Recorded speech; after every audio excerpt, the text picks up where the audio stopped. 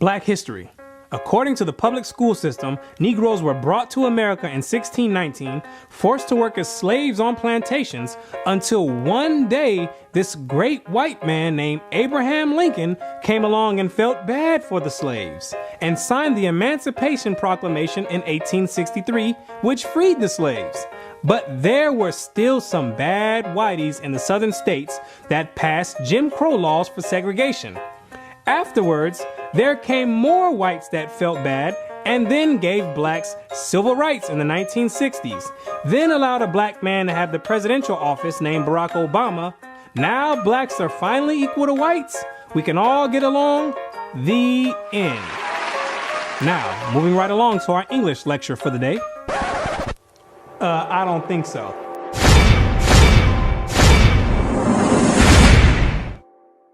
Black history. What do you know about Black history? Let me ask you a question. Prior to the transatlantic slave trade in the 1600s, what was your nationality? What did you call yourself? Some may say African. Well, Africa is a continent, and in that continent, there's over 47 different countries in there. Which one do you come from? What language did you speak prior to the 1600s? Was it English? There's over 1,500 dialects being spoken in the land of Africa. Pick one. What clothing did you wear?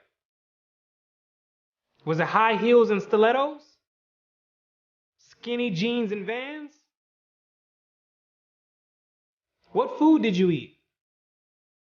Hamburgers and hot dogs? French fries and SpaghettiOs? What religion did you partake in?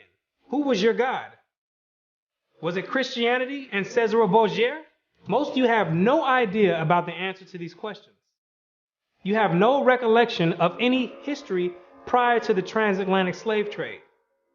Now, is that a coincidence or by random chance? I don't think so.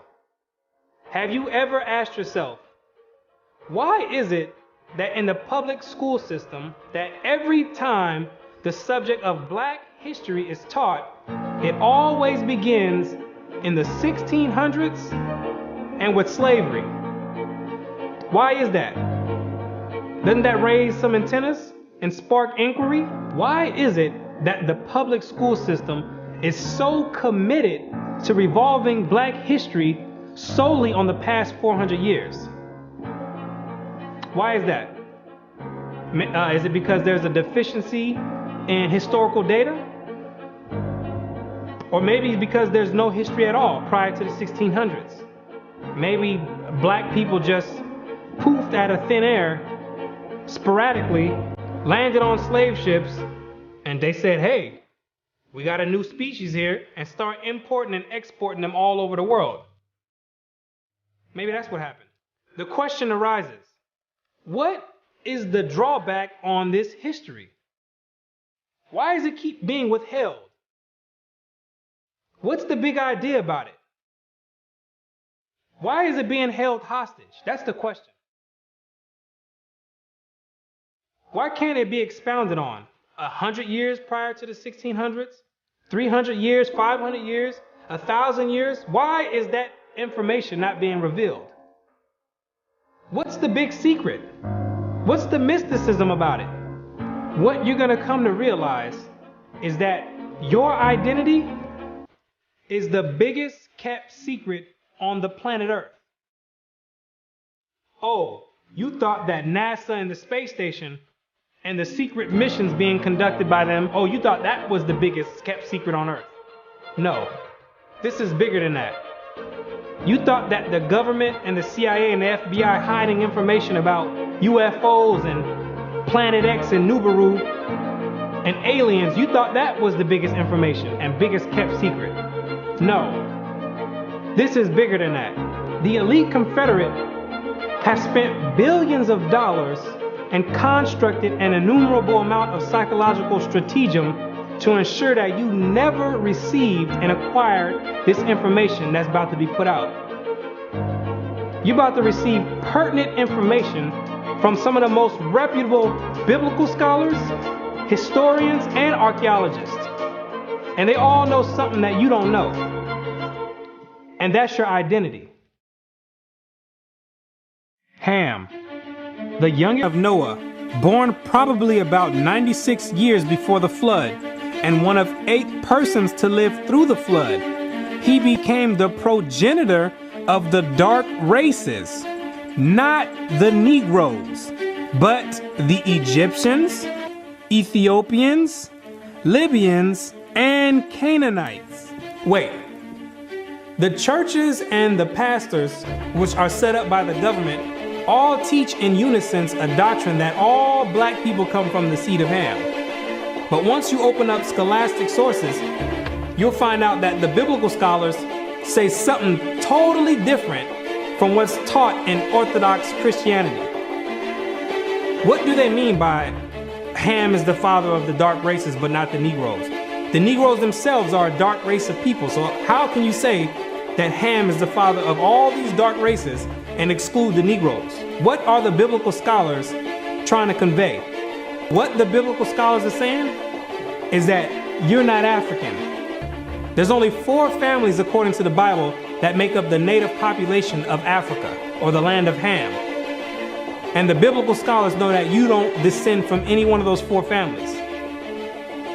In order to write that in a scholastic and academic book, the biblical scholars have done extensive and thorough research on both the so-called Negroes and the Africans, the native Africans. And they came to the conclusion after the extensive research that the Negroes don't have anything to do with the native Africans at all. They're 2 totally separate people. In the 1840s, Morton collaborated with George R. Glyden, an Egyptologist, who provided him with mummy heads and information about the racial significance of Egyptian tomb inscriptions. In Crania Aegyptiaca, published in 1844, Morton pointed out that both cranial and archaeological evidence showed that the Egyptians were not Negroes. In 1840, Dr. Morton was trying to find out the racial origin of the so-called Negroes that were in America in slavery. So he got together with the Egyptologists, which supplied him with the mummy heads, and what he did was conduct an extensive research on the cranial remains of the heads in Egypt, in contrast to the cranial remains of the heads in America. And what he found out is that the Negroes that were in slavery were not Africans. He found out that the skulls were 2 totally different types of skulls. The Negro's head was longer than the Egyptian head. The physical characteristics from the outside look similar, with the thick lips and the broad nose. But once you start delving into the real characteristics, he found out that there were 2 totally different people, as abolitionists and colonizationists had maintained, and that in fact, blacks had been relegated to the same servile position in ancient Egypt as in modern America. But what Dr. Morton did discover is that the Negroes that were serving slavery in America served the same position and servitude in ancient Egypt. When they matched other skulls and other cranial remains in Egypt, they said these are exact matches. So what are the scholars saying? What you're going to find out is that they're saying that you are the biblical Israelites.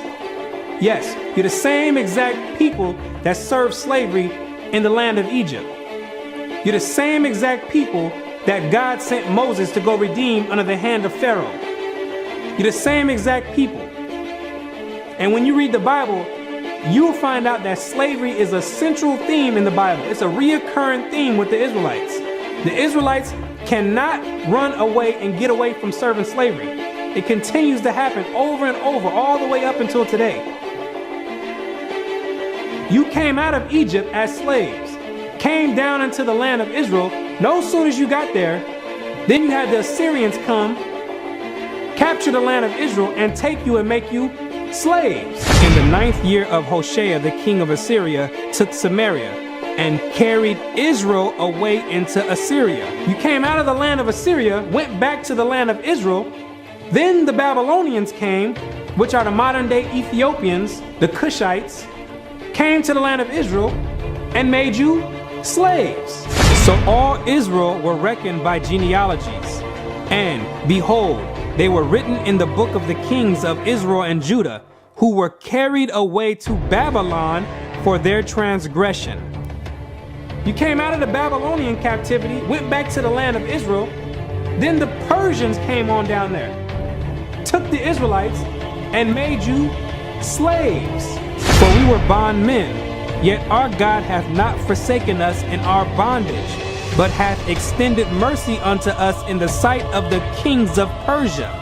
You came back from the Persian Medo captivity, went back to the land of Israel, rebuilt the temple up. Then the Greeks came on down there, took you and made you slaves, and to entreat them that they would take the yoke from them. For they saw that the kingdom of the Grecians did oppress Israel with servitude. After you came from the Greek captivity, you went back into the land of Israel, rebuilt the temple because the Greeks were sacrificing swine and pig on the altars. No sooner as you came back to the land of Israel, then the Romans came and had you during the time of Christ as slaves. It was so much slavery going on with the Israelites that Jeremiah himself had to ask, is Israel just put on earth just to be slaves? Is that your whole purpose? Just to be servitude to other nations? Is Israel a servant? Is he a homeborn slave? Why is he spoiled? So you might be asking yourself, if the so-called Negro is part of the 12 tribes of Israel, how in the world did you get to the west coast of Africa? And when ye shall see Jerusalem compassed with armies, then know that the desolation thereof is nigh. This is Christ right here speaking to the Israelites. He says, when you see Jerusalem compassed or surrounded by the Roman armies, then know that the desolation or the destruction of the land of Israel is getting ready to happen. The Romans getting ready to come in here and tear some stuff up. Then let them which are in Judea flee to the mountains, and let them which are in the midst of it depart out. And Christ says, when you see the Romans coming in, you better get ready to flee into the mountains. And what you're going to realize is that the mountains that he was talking about was the land of Africa. It was the same exact place that Mary and Joseph took Jesus when they were fleeing from Herod when he was trying to come find Jesus to kill him. They went right into Africa. And the Israelites went into Africa as well, fleeing from the Romans. In the year 65 BC, the Roman armies under General Pompey captured Jerusalem. In 70 AD, General Vespasian and his son Titus put an end to the Jewish state with great slaughter. During the period from Pompey to Julius, it has been estimated that over 1 million Jews fled into Africa, fleeing from Roman persecution and slavery. The slave markets were full of black Jewish slaves. Over 1 million of you Israelites fled from the land of Israel into the land of Africa, running away from the Romans because the Romans was coming to put slaughter to the Israelites. The ones that didn't take heed to the prophecy of Christ, when he said you better leave and go to the mountains, go to Africa, when they got caught by the Romans, they were taken back to Europe and sold in slavery and put in servitude and became gladiators, put in the lions' dens. The pagans and the Romans attacked the Jews indiscriminately. Both the Jewish soldiers and the uninvolved peaceful population without mercy. As a result of this merciless attack, many Jews fled to those parts of Northwest Africa known as Tunisia, Algeria, Morocco, and Mauritania. Many other Jews fled to other areas where Rome did not have any jurisdiction. This was to the region of the south, the Sahara Desert, and the Sudan. Grazel says, such is the explanation of how the Sahara Desert first acquired Jewish tribes, toughened by a fighting tradition and possessed of physical characteristics, black, which it is said still makes them approximate very closely the original Jewish population of Palestine. And after migrating from Israel and dwelling on the northwestern parts of Africa, after you were fighting vigorously with the Romans, you had no choice but to start migrating to the southern regions of Africa, where the Romans didn't have any jurisdiction. Because the Romans were relentless and they were adamant about putting all Israelites to death. So in order to get any type of peace, the Israelites had to start migrating to the sub-Sahara parts of Africa. The scholars know this for a fact. The biblical scholars know this for a fact. They know all the history of the Israelites and their migration patterns. Whatever may be thought of the more or less mythological traditions connected with the earliest Jews in North Africa, it is now practically an established fact that a Jewish nation, Jewish at least in faith, and perhaps too in origin, long held sway south of the Sahara. In later centuries, Jews are believed to have settled in Western Africa during the height of the Songhai, Mali, Ghana, and Kanem-Bornu empires. According to accounts from explorers of the region, several powerful Jewish families of the Songhai Empire were of Jewish origin. Some accounts place West African Jewish communities in the Andu Forest of Dahomey, south of Timbuktu. In the 1930s, these groups still maintained a Torah scroll written in Aramaic that had been burned into parchment with a hot iron instead of ink so it could not be changed. In the 1930s, the historians went over there and still found Israelites over there that didn't get captured in the slave trade, still practicing the Hebraic faith, still knowing who they were. With a Torah, which is the first 5 books of Moses, written in Aramaic. That's the ancient language. And it's a shame that they have to burn it in hot iron so the European colonialists don't come over there tampering with it and taking the evidence and trying to hide the history. It's a shame that they have to do that. It is a total shame that they have to do that. The black Jews had an advantage over the African tribes. They carried their culture, history, laws, and written records with them. The Jews made use of every opportunity. They were an industrious and skillful people. In the Jewish Ghanaian states were found kings, princes, governors, generals, secretaries, treasurers, revenue agents, judges, architects, engineers, doctors, historians, language interpreters, mathematicians, jewelers, sculptors, masons, carpenters, painters of art, goldsmiths, leather workers, potters, armorers, saddlers, blacksmith, agriculturalists, etc. Who told you that you was a bunch of Negroes running around on the west coast of Africa butt naked swinging from vines? Who told you that lie? You were and still are a prestigious people, a skillful people. The decline of Jewish communities of the West African Maghreb most likely began with the influx of Arab invaders into North Africa starting in 640 CE and later into West Africa in the 1300s and 14 CE. So after you had established communities and empires on the west coast of Africa, after the 7th century, that's when Muhammad and his band of thugs came down there to the west coast with the Quran in one hand and a sword in another one. And they were forcibly converting the Israelites into that nonsense Islam. Yeah, I said it, nonsense Islam, because that's not what we were dealing with. That's the Arabs' religion. That's not what we were dealing with. And that was the decline of the Hebraic community over there in the west coast of Africa. And that was the forefront in the beginning of the slave trade. Yea, and what have ye to do with me, O Tyre and Zidon, and all the coast of Palestine? Tyre, Zidon, and the coast of Palestine, those are all ancient Africans that God is referring to. Will ye render me a recompense? And if ye recompense me, swiftly and speedily will I return your recompense upon your own head. Because ye have taken my silver and my gold, and carried into your temples my goodly pleasant things. The children also of Judah and the children of Jerusalem have ye sold unto the Grecians.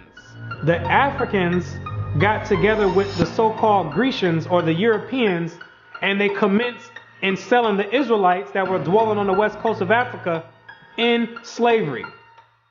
There's your slave trade right there in the Bible. Both buyers, Europeans, and sellers, Africans, saw the people traded into captivity on the African coast as outsiders. Now, why did those Africans see you as outsiders? Because you were some people that migrated and encroached on their land. They knew you were not the same exact people.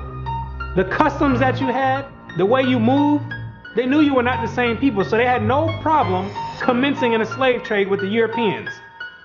Do you be crazy to believe that Africans were selling their own people? That makes no sense at all.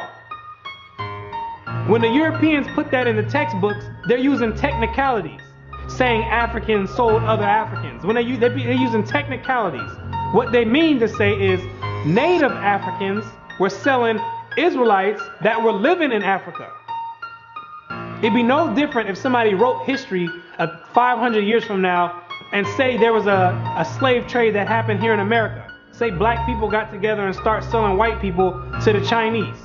If somebody with the same mindset that the Europeans have wrote history 500 years from now, they would say Americans were selling other Americans to the Chinese. When it's two totally different nation of people living in America. You can't just say Americans sold other Americans. Two totally different people. It's the same exact scenario on the west coast of Africa.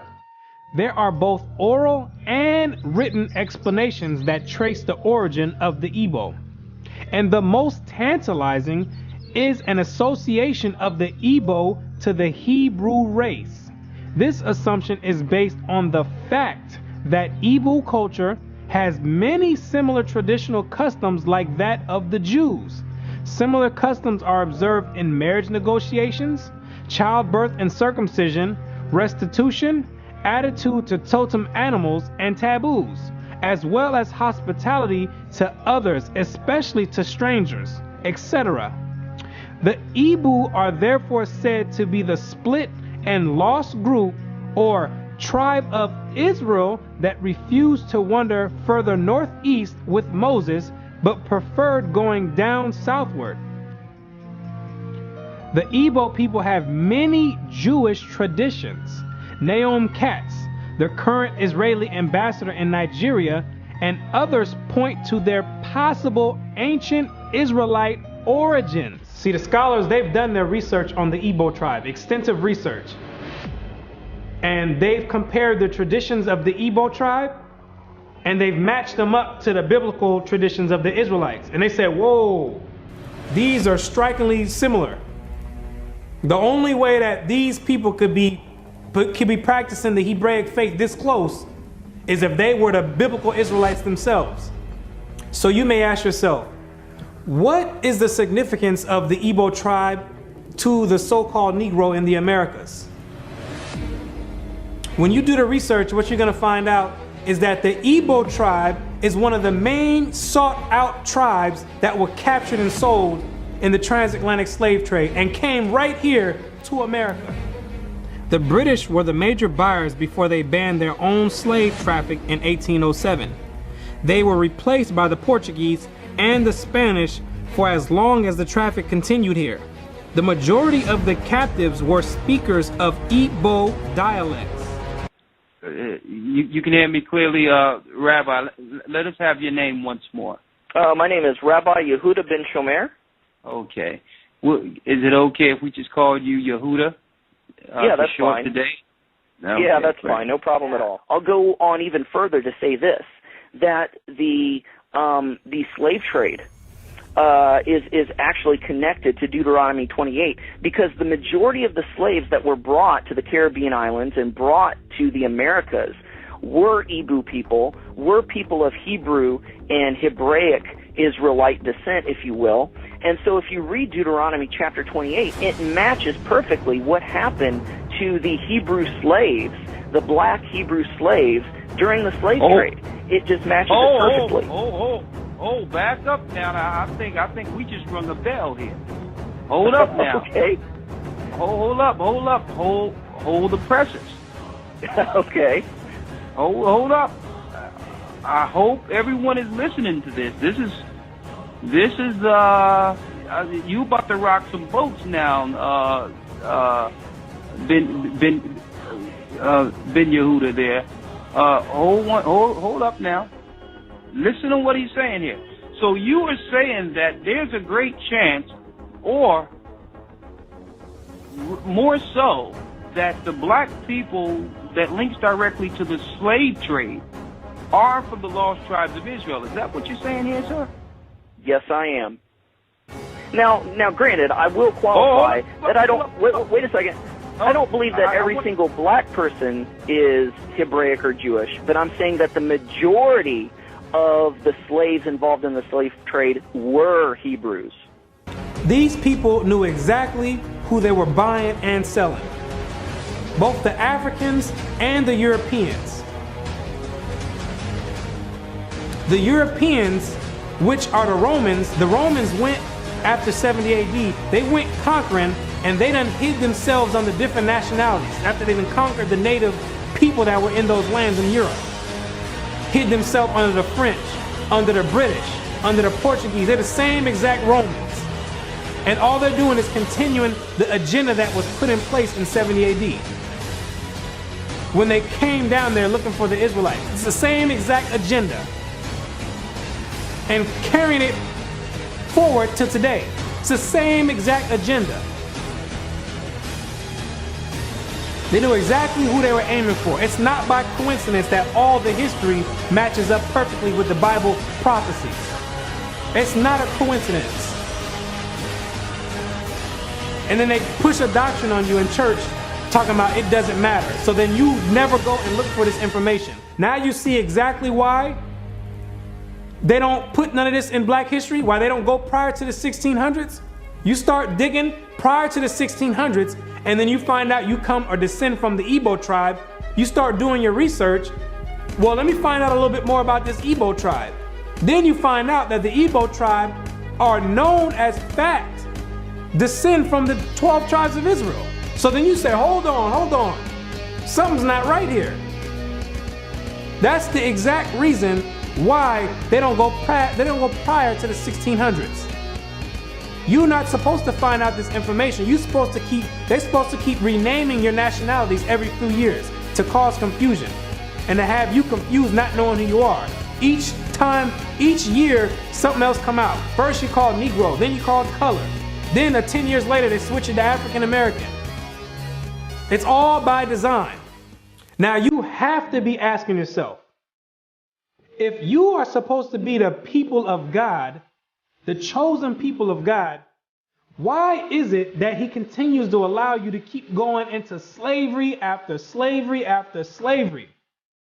And why does he have you building up everybody's civilization off of the back of your slave labor? And it shall come to pass, when thou shalt show this people all these words, and they shall say unto thee, wherefore hath the Lord pronounced all this great evil against us? Or what is our iniquity? Or what is our sin that we have committed against the Lord our God? Then thou shalt say unto them, because your fathers have forsaken me, saith the Lord, and have walked after other gods, and have served them, and have worshipped them, and have forsaken me, and have not kept my law. What you're going to realize is that when Moses brought you out of the land of Egypt and you entered into the wilderness, you entered into a covenant with the Most High God, the creator of everything you see in heaven and in earth. You entered in a blood in and blood out agreement with the creator. And he kept his end of the bargain, but you never kept yours. And he took the book of the covenant and read in the audience of the people. And they said, all that the Lord hath said, we will do, and be obedient. And Moses took the blood and sprinkled it on the people and said, Behold, the blood of the covenant which the Lord hath made with you concerning all these words. Once Moses sprinkled the blood on you, there was no way out of it. You entered into the covenant. And it shall come to pass, if thou shalt hearken diligently unto the voice of the Lord thy God, to observe and to do all his commandments, which I command thee this day, that the Lord thy God will set thee on high above all nations on the earth. And all these blessings shall come on thee and overtake thee, if thou shalt hearken unto the voice of the Lord thy God. You see, if you kept your end of the bargain, the deal was the Most High was going to set you above all nations on the planet Earth. You know, the same spot that the Europeans have today, that was supposed to be your spot if you kept his laws, statutes, and commandments. But, that means there's a stipulation. There's two sides of the bargain. It shall come to pass, if thou wilt not hearken unto the voice of the Lord thy God, to observe to do all his commandments and his statutes which I command thee this day, that all these curses shall come upon thee and overtake thee. Thy sons and thy daughters shall be given unto another people, and thine eyes shall look and fail with longing for them all the day long, and there shall be no might in thine hand. Thou shalt beget sons and daughters, but thou shalt not enjoy them, for they shall go into captivity. The stranger that is within thee shall get up above thee very high, and thou shalt come down very low.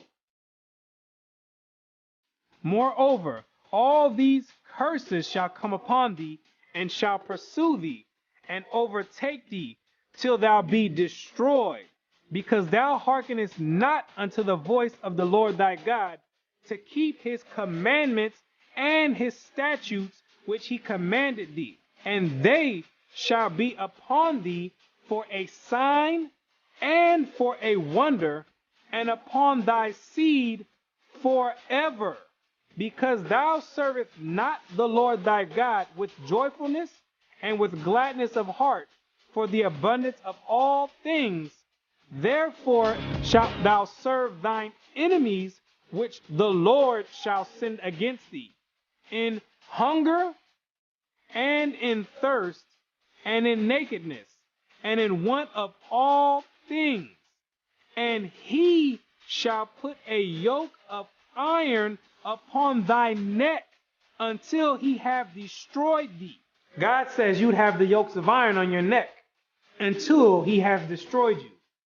So that means when he takes the yokes of iron off, you were destroyed. When did that happen? In 1863, when Abraham Lincoln signed the Emancipation Proclamation. The yokes of iron came off. But at that time, your whole history had been whipped out of you. When the master gives you something, you take it. He gave it a name. It's a nice name. It's Toby. And it's going to be yours till the day you die. Now, I know you understand me, and I want to hear it. Again!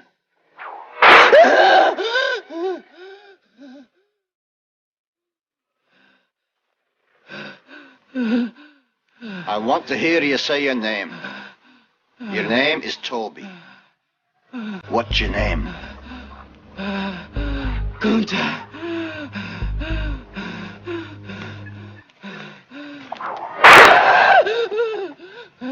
Lord God, help that boy. They're gonna whip him dead. What's your name? Say it. Toby. Who are you? Say your name.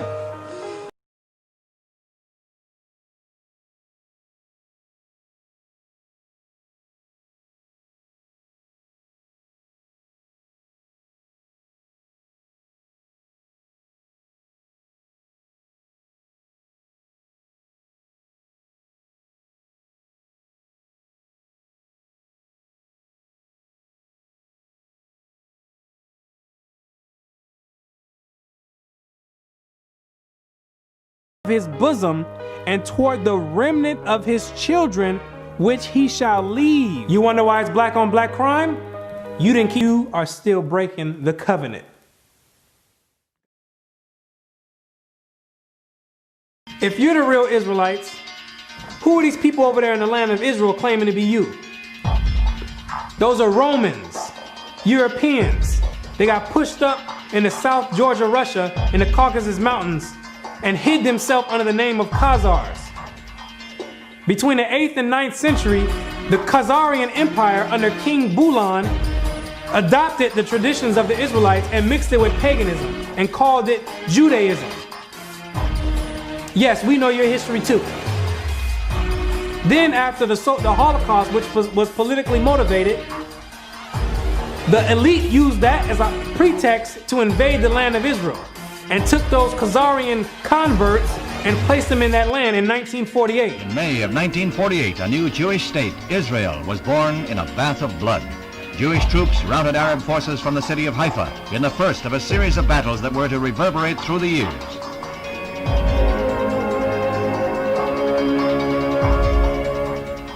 In the year of independence, fighting was fierce in the Negev desert area. Here, Israeli troops routed the Arabs and took hundreds of prisoners. Meanwhile, on May 14, 1948, the new government headed by David Ben-Gurion is installed in Tel Aviv. Thus, for the first time since the Roman legion destroyed Jerusalem in the year 70 AD, the Jewish people have a nation of their own.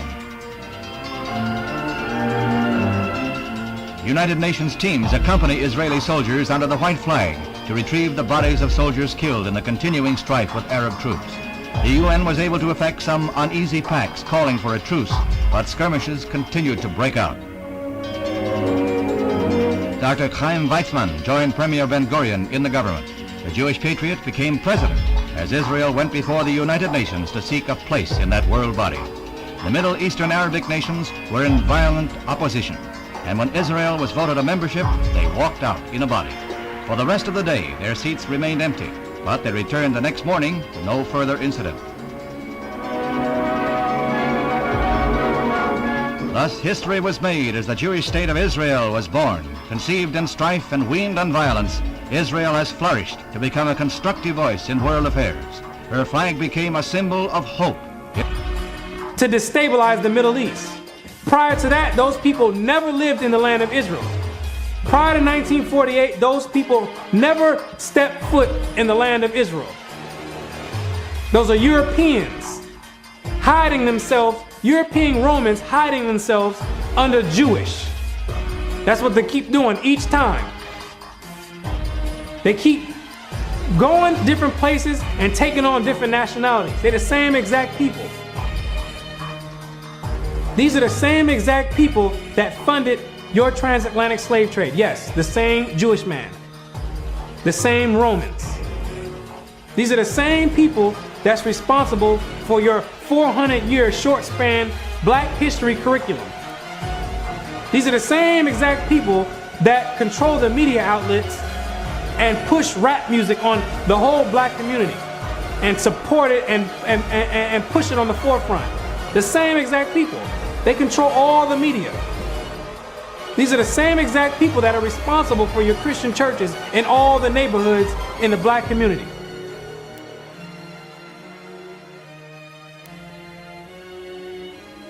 The Bible says when the real Jews get in the land of Israel, there will be no more war.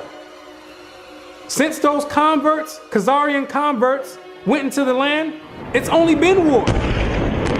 They don't fit the prophecies. They over there dealing with Satan. I know thy works and tribulation and poverty, but thou art rich. And I know the blasphemy of them which say they are Jews and are not, but are the synagogue of Satan, using the Babylonian Talmud as their authoritative source. These people are not the real Jews, and they have nothing to do with the Most High God and the biblical Israelites.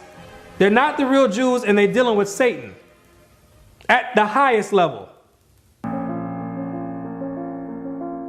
What are these nations trying to accomplish by suppressing all this information?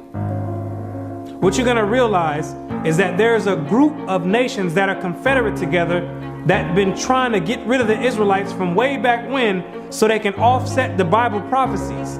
Keep not thou silence, O God, hold not thy peace, and be not still, O God, for lo, thine enemies make a tumult, and they that hate thee have lifted up the head. They have taken crafty counsel against thy people, and consulted against thy hidden ones. They have said, come, and let us cut them off from being a nation, that the name of Israel may be no more in remembrance. The elite know that America, according to the Bible, is the last kingdom before the return of the Messiah. It's the last reigning kingdom, called Babylon the Great, or the Little Horn. And they're trying to offset prophecy and prolong their rulership, because they know that when Christ returns, he and the 144,000 are going to be the next ruling government on the planet Earth. And he that overcometh and keepeth my works unto the end, to him will I give power over the nations, and he shall rule them with a rod of iron. As the vessels of a potter shall they be broken to shivers, even as I received of my Father. And I heard the number of them which were sealed, and there were sealed 144,000 of all the tribes of the children of Israel. The elite don't want this prophecy to go forth. They're going to do anything in their power to offset the prophecies and prolong their rulership, because they know that once the Israelites are in rulership or in authority, that all these nations that had a hand in enslaving the Israelites, they're all going in captivity. It's going to be their turn for servitude. For the Lord will have mercy on Jacob, and will yet choose Israel, and set them in their own land. And the stranger shall be joined with them, and they shall cleave to the house of Jacob. And the people shall take them and bring them to their place. And the house of Israel shall possess them in the land of the Lord for servants and handmaids. And they shall take them captives, whose captives they were, and they shall rule over their oppressors. Therefore, all they that devour thee shall be devoured, and all thine adversaries, every one of them, shall go into captivity. And they that spoil thee shall be a spoil, and all that prey upon thee will I give for a prey. He that leadeth into captivity shall go into captivity. He that killeth with the sword must be killed with the sword. Here is the patience and the faith of the saints. The elite have got together with their top scholars in their think tanks, and they know these prophecies to a T. They didn't study this book back and forth. They understand all the breakdowns and prophecies. So in order to prevent these things, they have to suppress history and rewrite history, and flood the media outlets with all types of futon material like rap music, Atlanta Housewives, and other reality TV nonsense to keep your mind occupied on entertainment and divert it from anything with any significance. And the success rate of that to black people is extremely high. The black man won't pick up a book if his life depended on it. A book is kryptonite to the black man. It's like spraying Raid on a roach. They say if you want to hide anything from a black man, you put it in a book. But despite these efforts of trying to offset prophecy, there's Israelites waking up all over the world by the thousands, coming up out of sleep and getting rid of these Gentile gods and coming back to the Most High God, the creator of heaven and earth, and keeping their end of the bargain. For the children of Israel shall abide many days without a king, and without a prince, and without a sacrifice, and without an image, and without an ephod, and without a teraphim. Afterward shall the children of Israel return and seek the Lord their God and David their king, and shall fear the Lord and his goodness in the latter days.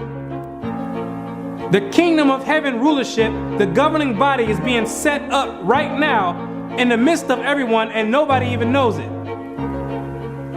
While America is on an economic decline, God is raising up the ruling government of the kingdom of heaven. He says, even though the children of Israel are as the sand of the sea, only a small remnant are going to be saved from his wrath. Isaiah also crieth concerning Israel, though the number of the children of Israel be as the sand of the sea, a remnant shall be saved. Because the majority of you Israelites are going to be too caught up and bugged out of your mind and caught up in the world and caught up in Christianity to even give the Creator a thought. And even to consider to go back and keep your part of the covenant. But God says, He's not sending you in slavery no more. He says, if you didn't learn this time from all the captivities you've been under, if you didn't learn from getting your backs whipped, if you didn't learn from being hanged, if you didn't learn from having your sons and daughters sold, He says, I'm not bringing you into captivity no more after America. This is the last captivity. He has another plan for you. You got another punishment coming. It's called the lake of fire. But the fearful and unbelieving and the abominable and murderers and whoremongers and sorcerers and idolaters and all liars shall have their part in the lake which burneth with fire and brimstone, which is the second death. And you're going to be there for a very long time. But to those that have an ear and come back and return to the Heavenly Father, He's going to make a new covenant with you. For finding fault with them, He saith, behold, the days come, saith the Lord, when I will make a new covenant with the house of Israel and with the house of Judah. The Bible says that the new covenant is with the Israelites, not all nations. He made the first covenant with you, and He's making the next covenant with you as well. Not according to the covenant that I made with their fathers in the day when I took them by the hand to lead them out of the land of Egypt, because they continued not in my covenant, and I regarded them not, saith the Lord. For this is the covenant that I will make with the house of Israel after those days. What does it mean after those days? It's talking about when you get into the wilderness. Yes, you have to go to the wilderness again. The same way when you came out of Egypt and you went into the wilderness and made the first covenant is the same exact way when you come out of America, which is the modern Egypt, you're going to have to go into the wilderness again. And I will bring you out from the people and will gather you out of the countries wherein you are scattered, with a mighty hand and with a stretched out arm and with fury poured out. And I will bring you into the wilderness of the people. And there will I plead with you face to face, like as I pleaded with your fathers in the wilderness of the land of Egypt. So will I plead with you, saith the Lord God.